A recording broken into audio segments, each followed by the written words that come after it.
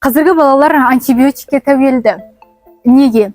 Себебі бала енді ауырып жатқанда, енді ауыра бастаған сәтте дене қызуы көтеріледі. Сол дене қызуы көтерілгенде аналар бірден антибиотик бере бастайды.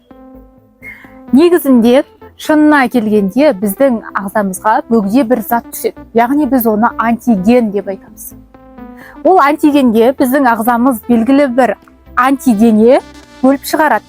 Сол антидене антигенді жою мақсатында екеуі күреседі. Организмде күрес болып жатқанның себебінен дене қызуы көтеріледі. Ал біздің аналарымыз ағзаның өзінің күресуіне мүмкіндік бермейді. Сөйтеді бірден келіп антибиотик бере бастайды. Негізінде олар бұл дене қызуы не себепті көтеріп жатқанын да білмейді. Мүмкін вирусты инфекция, я болмаса бактериалды инфекция. Осылай бала антибиотик ішеді.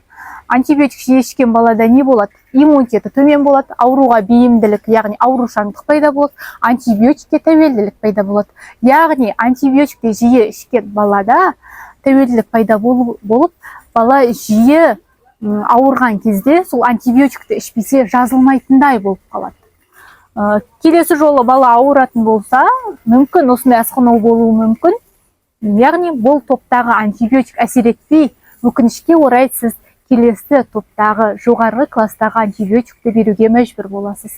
Сол себепті балаңызды дұрыс емдеңіз, таза ауаға шығарыңыз, балаңызды антибиотиксіз емдеңіз, иммунитетін жоғарылатыңыз және дұрыс дәрігерге қаралыңыз. Егер видео ұнаса лайк басыңыз, пікір қалдырыңыз, маған тіркелуді ұмытпаңыз.